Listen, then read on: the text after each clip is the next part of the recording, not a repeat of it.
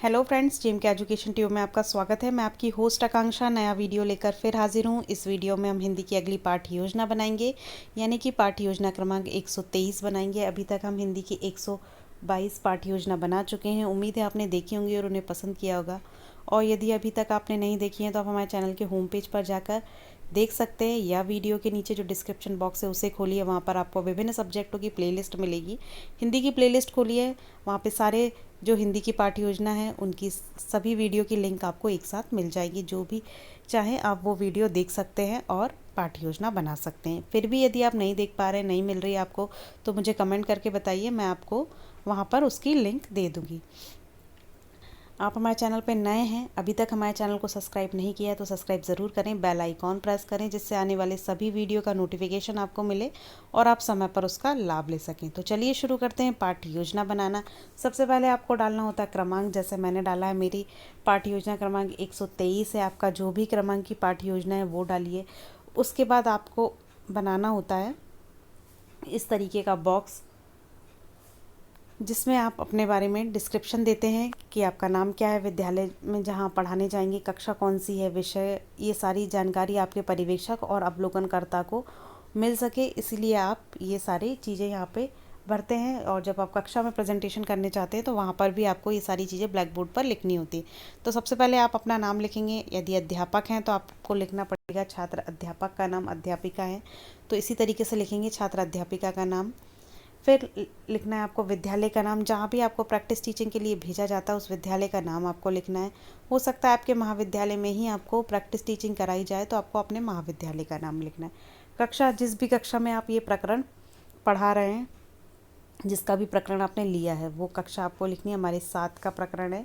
विषय है हिंदी, उपविषय है पद, यानी हमने हिंदी के अंतर्गत पद से लिया हुआ है। फिर दिनांक, जब भी आप जिस भी डेट को प्रेजेंट कर रहे हैं, कालखंड, जिस कालखंड में पढ़ा रहे हैं, समय 35 या 40 मिनट, जितने का भी आपका पीरियड लगता हो वो आपको डालना है। फिर उसके बाद आता है सामान्य उद्देश्य। सबसे पहले यानी हमारा पाठ्य योजना का पॉइंट होता है सामान्य उद्देश्य, जो कि होते हैं विषय से संबंधित, यानी कि हम हिंदी विषय हम हिंदी विषय बच्चों को क्यों पढ़ा रहे हैं, हमारा उसको पढ़ाने का क्या उद्देश्य है। तो यहाँ पे हमने पूर्वानुसार इसीलिए लिखा है कि सारे हिंदी विषय में पद पढ़ाने के जो सामान्य उद्देश्य हैं वो एक समान होंगे। तो आप प्रीवियस वीडियो से देखकर लिख सकते हैं, या टेलीग्राम ग्रुप में भी आपको पिक मिल जाएगी, या फेसबुक पेज पे, तो वहाँ से भी देखकर आप लिख सकते हैं। फिर उसके बाद आता है विशिष्ट उद्देश्य। विशिष्ट उद्देश्य यानी कि हम ये जो टॉपिक है हमारा प्रकरण, ये हम क्यों पढ़ा रहे हैं बच्चों को, हमारा इसको पढ़ाने का क्या उद्देश्य है। तो सूरदास जी के जो पद है बाल लीला, जिसके अंतर्गत हम वो बच्चों को क्यों पढ़ा रहे हैं, तो वो हम बच्चों को पढ़ा रहे हैं ताकि कृष्ण बाल लीला से विद्यार्थी अवगत हो सके, यानी हम उनको अवगत करा सके, इसीलिए हमारा ये विशिष्ट उद्देश्य हुआ। उसके बाद आता है सहायक सामग्री। सहायक सामग्री यानी जो भी आप सहायता के तौर पर पढ़ाने के लिए इस्तेमाल करते हैं वो आ जाता है सहायक सामग्री में। तो लपेट श्यामपट्ट, उस पर आप चित्र बनाकर ले जा सकते हैं, दोहा लिख कर ले जा सकते हैं, या जैसे सूरदास जी का पद है तो ये लिख के ले जा सकते हैं, सूरदास जी का चित्र लिख के ले जा सकते हैं, उनके जीवन परिचय लिख के ले जा सकते हैं। भले हम पाठ में नहीं है लेकिन हम उनको थोड़ा वर्बली बता सकते हैं उनके बारे में। तो इस तरीके से आप लपेट श्यामपट्ट का, संकेतक का, चार्ट में भी आप चाहें तो बाल लीला से संबंधित चित्र बनाकर ले जाइए, या सिर्फ पंक्तियाँ ही अच्छे से लिख के ले जाइए, जिसमें बड़े बड़े अक्षरों में आप लिख के उनको पढ़ के दोहरा के बता सके। कलर चौक का इस्तेमाल आप शब्दार्थ बताने के लिए कर सकते हैं। तो इस तरीके से सहायक सामग्री का आप इस्तेमाल कर सकते हैं। फिर मुख्य प्रत्यय क्या है, सूरदास जी के पद, क्योंकि ये जो पाठ है इसमें अलग अलग रचयिताओं के पद हैं, तो हमने इसमें से क्या लिखा है, मुख्य प्रत्यय सूरदास जी के पद। उपपद प्रत्यय के अंतर्गत क्या है, कविता, आदर्श वाचन और कठिन शब्द। आप चाहें तो इसको हटा भी सकते हैं और चाहें तो लिख भी लें। ये होता है, मैंने सोचा एक पाठ योजना में आपको बता दिया जाए, इसलिए यहाँ पे मुख्य प्रत्यय और उप प्रत्यय लिख दिया है। फिर उसके बाद आता है पूर्व ज्ञान। पूर्व ज्ञान का, जैसे मैंने आपको हमेशा बताती हूँ कि बहुत इंपॉर्टेंट रोल होता है हमारी पाठ्य योजना में। पूर्व ज्ञान के अकॉर्डिंग ही हम अपने प्रस्तावना के प्रश्न करते हैं। तो यहाँ पे हमारा पूर्व ज्ञान क्या हुआ कि विद्यार्थी कृष्ण व बलराम से परिचित हैं। इसके बाद आता है हमारा मेन जो पॉइंट होता है प्रस्तावना, जिससे ही माना जाता है कि यदि ये सफलता से निकल गई तो हमारी आधी पाठ्य योजना सफल हो हो गई है, ऐसा माना जाता है। ऐसा पर्यवेक्षक देखता है, यदि उसको लगता है हाँ बच्चों ने प्रस्तावना के क्वेश्चन के आंसर अच्छे से दिए, तो समझ जाता है कि आगे की पाठ्य योजना भी अच्छी है। तो इसमें आपको क्या करना होता है, क्रमांक, छात्र अध्यापिका क्रिया, विद्यार्थी क्रिया, ये कॉलम बनाने होते हैं। इसमें आप प्रश्न उत्तर के माध्यम से, चार्ट दिखाकर और भी कई माध्यमों से अपनी प्रस्तावना निकलवा सकते हैं। तो यहाँ पे हमारा जो भी माध्यम है वो है प्रश्न उत्तर। हम प्रश्न उत्तर के माध्यम से ही प्रस्तावना प्रश्न मतलब प्रस्तावना के प्रकरण पर, प्रस्तावना द्वारा प्रकरण पर पहुँचेंगे। और प्रस्तावना हमारी मेथड क्या है, क्वेश्चन आंसर। तो यहाँ पे हम पहला प्रश्न करेंगे कि गीता के उपदेश किसने दिए, तो कृष्ण भगवान ने दिए हैं। उनको कविताओं से, पिछली कक्षाओं में पढ़ने से, टीवी देखने से ये साधारण चीज़ों के आंसर आते हैं। फिर भगवान कृष्ण का जन्म कहाँ हुआ था, तो बताएंगे मथुरा में, क्योंकि वो पिछली कक्षा में भी सूर्य के पद पढ़ चुके हैं। अलग पंक्तियाँ पढ़ी हैं लेकिन वो पढ़ चुके हैं, तो उनको ये सारी कहानियाँ पता हो हैं। भगवान कृष्ण को पालने वाली माता का क्या नाम था, तो ये भी सब बच्चों को पता है, यशोदा। फिर भगवान कृष्ण का बचपन कहाँ बीता, तो गोकुल में, ये भी वो बता पाएंगे। फिर आपको अगला प्रश्न करना है कि कृष्ण बलराम की नोकझोंक पर सूरदास की कविता के विषय में आप क्या जानते हैं, तो बच्चे यहाँ पे कुछ नहीं जानते हैं, तो हो जाएगा समस्यात्मक प्रश्न। यहीं पर हम उनसे उद्देश्य कथन बोलेंगे कि आज हम, जो कि हमारा अगला पॉइंट है, कि आज हम सूरदास द्वारा रचित बाल लीला शीर्षक पद का अध्ययन करेंगे, जिसमें कृष्ण बलराम की नोकझोंक का वर्णन है। इसी के साथ आप जो आपका प्रकरण है, जो अभी तक आप कक्षा में नहीं डालते, यानी कि आप ये सारी चीज़ें भर लेते हैं कक्षा में, ये सारी चीज़ें जाते से ही, लेकिन प्रकरण आप खाली छोड़ देते हैं। तो जब आप उद्देश्य कथन बोलते हैं, जब कक्षा में आप प्रकरण डालते हैं।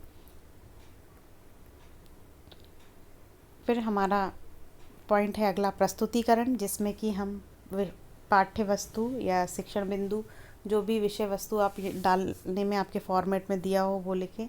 छात्र अध्यापिका क्रिया या व्यवहार, शिक्षण विधि और विद्यार्थी क्रिया या व्यवहार।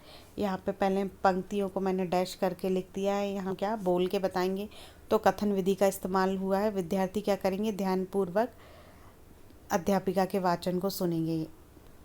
आदर्श वाचन के अंतर्गत हम ऐसा लिखेंगे कि छात्र अध्यापिका शुद्ध उच्चारण और उचित आरोह अवरोह के साथ कविता का आदर्श वाचन करेंगी।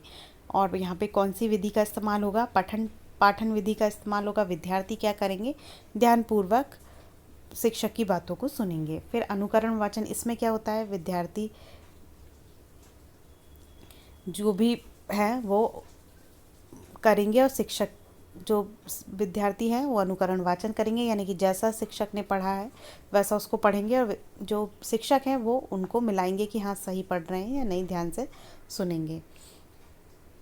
शब्द स्पष्टीकरण, इसमें जो भी कठिन शब्द बीच बीच में आते हैं उसका अर्थ विद्यार्थियों को बताएंगे। वही हमने यहाँ लिखा हुआ है, विद्यार्थी क्या करेंगे, सभी नवीन शब्दों को सीखेंगे और अपनी पुस्तक में लिख लेंगे। ये सारा ब्लैक बोर्ड वर्क में आपको करना है।